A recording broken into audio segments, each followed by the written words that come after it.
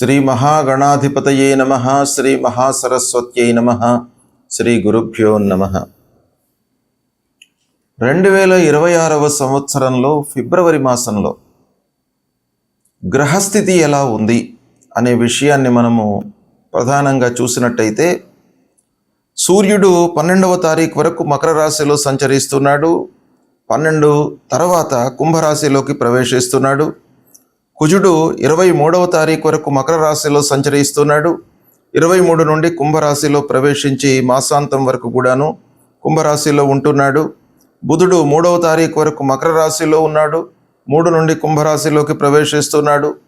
గురువు మిథున రాశిలో సంచరిస్తున్నాడు. శుక్రుడు 5వ తారీఖు వరకు మకరంలో, 5 నుండి కుంభంలోకి ప్రవేశిస్తున్నాడు.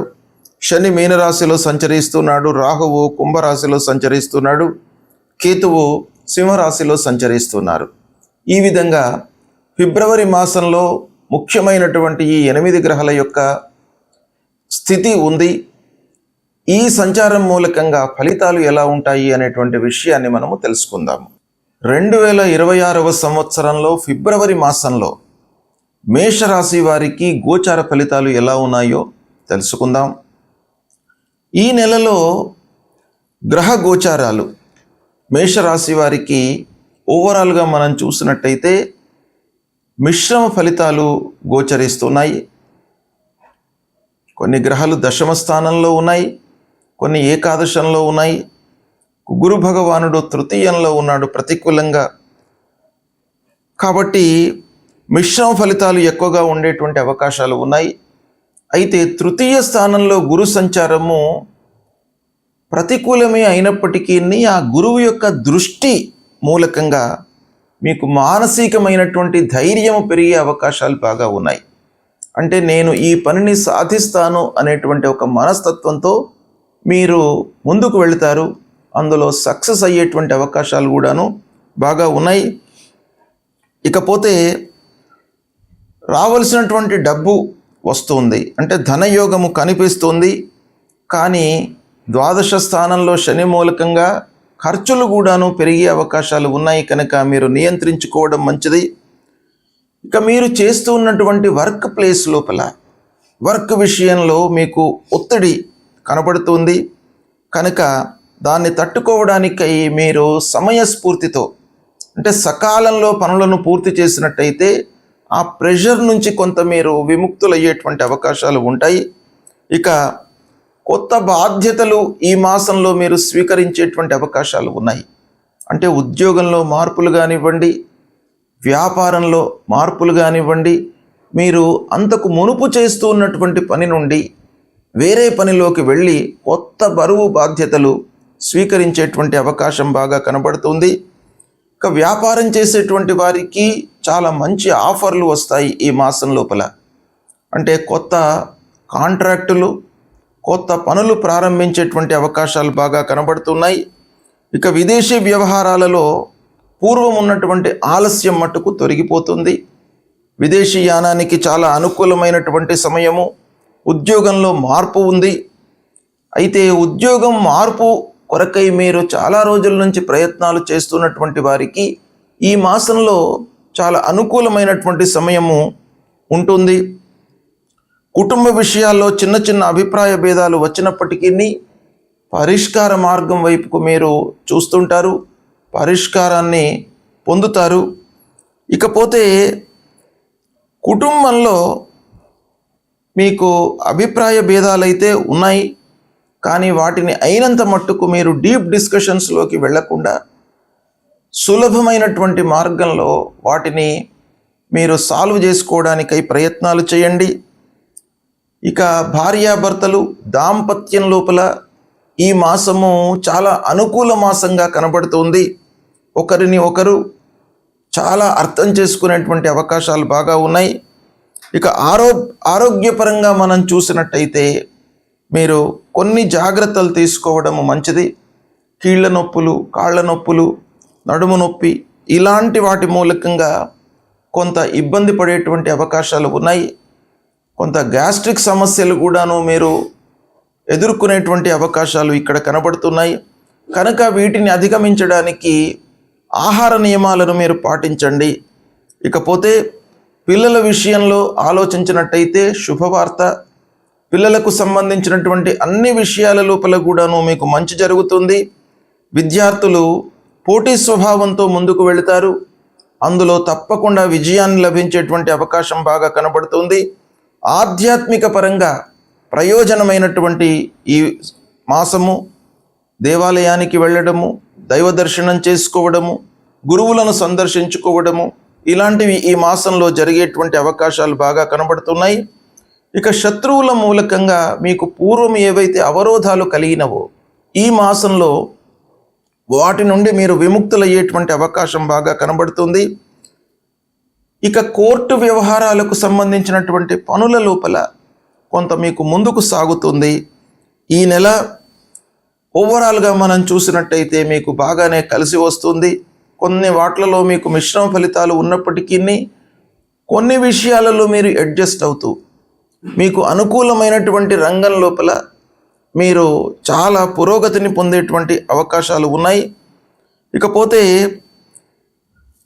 మీరు తొందరగా నిర్ణయాలు తీసుకోవాలి. అంటే తాత్సార్యం చేయకుండా, ప్రొలాంగ్ చేయకుండా మీరు సమయస్ఫూర్తితో నిర్ణయాలు తీసుకున్నట్టయితే చాలా విషయాలలో మీకు అనుకూలంగా ఉంది ఈ మాసం. మొత్తం మీద మనం ఆలోచించినట్టయితే మేషరాశి వారికి ప్రోగ్రెసివ్ మాసం అన్నమాట ఈ మాసం. అంటే ఈ మాసంలో మీరు పురోగతి వైపుకు ప్రయాణం చేస్తున్నట్టుగా ఉంటుంది ఈ వారం మీకు, ఈ నెల, ఫిబ్రవరి నెల. కాబట్టి దీన్ని మీరు ఉపయోగించుకున్నట్టయితే చాలా విషయాలలో మంచి ఫలితాలను పొందుతారు. గ్రహస్థితి ప్రతికూలంగా ఉన్నప్పుడు మనము ఏం చేయాలి అనేటువంటిది చాలా ముఖ్యమైనటువంటి ప్రశ్న మీకు. ఆ గ్రహాలను అనుగ్రహం చేసుకోవడానికై భగవంతుణ్ణి ఆరాధించడం అనేటువంటిది చాలా ముఖ్యమైనటువంటి విషయం.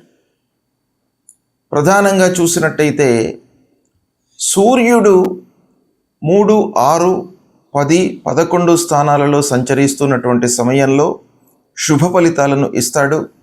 మిగతా స్థానాలలో ప్రతికూలమైనటువంటి ఫలితాలను ఇస్తాడు. కనుక సూర్య భగవానుడు ప్రతికూలంగా ఉన్నప్పుడు సూర్యుని యొక్క ఆరాధన చేయండి. సూర్యుడి యొక్క అనుగ్రహం కొరకై ప్రతినిత్యం కూడాను సూర్యుడికి సంబంధించినటువంటి మూలమంత్రాన్ని జపించడము, లేదా సూర్య నమస్కారాలు చేయడము, అర్ఘ్య ప్రదానం చేయడము, ఇలాంటివి చేసినట్టయితే ఆ సూర్యనారాయణుడి యొక్క అనుకూలత మీకు లభిస్తుంది. ఇక కుజుడు ముఖ్యమైనటువంటి గ్రహము. కుజుడి మూలకంగా మన లోపల ఒక యాక్టివిటీస్ అనేటువంటివి చాలా పెరుగుతూ ఉంటాయి. అంటే తొందరగా మనము రియాక్ట్ కావడము, అశ్రద్ధతో ఉండడము, స్తబ్దంగా ఉండడము, అనవసరమైనటువంటి గొడవల్లోకి ఇన్వాల్వ్ కావడము, ఇవన్నీ కూడాను కుజుడికి సంబంధించినటువంటి కారకత్వాలు. కనుక గోచార రీత్యా కుజుడు 3, 6, 11 స్థానాలలో సంచరిస్తున్నప్పుడు శుభ ఫలితాలను ఇస్తాడు. మిగతా స్థానాలలో ప్రతికూలమైనటువంటి ఫలితాలను ఇస్తాడు. గనక ప్రతికూలంగా సంచరిస్తున్నటువంటి సమయంలో కుజునికి సంబంధించినటువంటి మూలమంత్రాన్ని ప్రతినిత్యం కూడాను జపించడము, సుబ్రహ్మణ్య స్వామి దేవాలయానికి వెళ్ళడము, సుబ్రహ్మణ్య స్వామి స్తోత్రాన్ని, భుజంగ ప్రయాత స్తోత్రాన్ని పఠించడము, ఇవి చేసినట్టయితే ఆ అంగారకుడి యొక్క అనుగ్రహం లభిస్తుంది. తద్వారా మీ లోపల ఒక ఉత్తేజము కలుగుతుంది. అంటే స్పాంటేనియస్గా మీరు రియాక్ట్ అయ్యి తదనుగుణంగా నిర్ణయాలు తీసుకునేటువంటి స్వభావాన్ని మీకు ఆ గురు భగవానుడు ఇస్తాడు. ఇక బుధుడు ప్రతికూలంగా ఉన్నప్పుడు ఏం చేయాలి అనే విషయాన్ని మనం చూసినట్టయితే విష్ణు సహస్రనామ పారాయణం చేయండి, విష్ణువును ఆరాధించండి, వెంకటేశ్వర స్వామి దేవాలయానికి వెళ్ళండి, భగవంతుడి యొక్క అనుగ్రహాన్ని పొందండి. ఇక ముఖ్యమైనటువంటి గ్రహము గురువు. ఈ గురువు ప్రతికూలంగా ఉన్నప్పుడు గురువుకు సంబంధించినటువంటి మూలమంత్రాన్ని ప్రతినిత్యం కూడాను చదువుకోండి. 2, 5, 7, 9, 11 స్థానాలలో శుభ ఫలితాలను ఇస్తాడు. ఇక మిగతా స్థానాలలో ప్రతికూలమైనటువంటి ఫలితాలు ఉంటాయి. కనుక దేవానాంచ ఋషీణాంచ గురుంకాంచన సన్నిభం వందనీయం త్రిలోకానాం తం నమామి బృహస్పతిం అనేటువంటి మూలమంత్రాన్ని ప్రతినిత్యం కూడాను పఠించండి. దత్తాత్రేయ స్వామిని కొలవండి. దక్షిణామూర్తి స్తోత్ర పారాయణాన్ని చేయండి. ఇక శుక్రుడు ప్రతికూలంగా ఉన్నప్పుడు, శుక్రుడు మనకు అన్ని రకాలుగా సౌఖ్యాన్ని, సంతోషాన్ని, ఆనందాన్ని, కంఫర్ట్స్ను ఇచ్చేటువంటి గ్రహము. అలాంటి గ్రహము ప్రతికూలంగా ఉన్నప్పుడు అమ్మవారిని వేడుకోండి. మహాలక్ష్మి అమ్మవారిని వేడుకున్నట్టయితే మీకు తప్పకుండా అనుగ్రహం లభిస్తుంది. లక్ష్మీ అష్టోత్తరాన్ని పఠించండి. ఇక శనీశ్వరుడు ప్రతికూలంగా ఉన్నప్పుడు శని విషయమై మూలమంత్రాన్ని పఠించండి. ఆంజనేయ స్వామి దేవాలయానికి వెళ్ళండి. హనుమాన్ చాలీసా పారాయణం చేసుకోండి. శనికి సంబంధించినటువంటి ధాన్యాన్ని దానంగా ఇవ్వండి. అదేవిధంగా రాహు ప్రతికూలంగా ఉన్నప్పుడు, కేతు ప్రతికూలంగా ఉన్నప్పుడు మీరు మూలమంత్రాన్ని జపిస్తూ అమ్మవారి దేవాలయానికి, గణపతి దేవాలయానికి వెళ్ళండి. ఆ అమ్మవారి యొక్క అనుగ్రహాన్ని పొందినట్టయితే రాహువు యొక్క ప్రతికూలత తగ్గుతుంది, అనుగ్రహము మీకు పెరుగుతుంది. అదేవిధంగా కేతువు కొరకై గణాధిపతిని సేవించండి. తప్పకుండా మీకు ఆటంకాలు లేకుండా ప్రారంభించినటువంటి పనులను పూర్తి చేస్తాడు ఆ విఘ్ననాయకుడు. కాబట్టి గణాధిపతిని ప్రతినిత్యం కూడాను కేతు ప్రతికూలంగా ఉన్నటువంటి వాళ్ళు జపించడము, దర్శించడము చాలా మంచిది. ఇవి చేయండి. చేసినట్టయితే ఆ భగవంతుడి యొక్క అనుగ్రహము మీకు లభిస్తుంది. శుభం.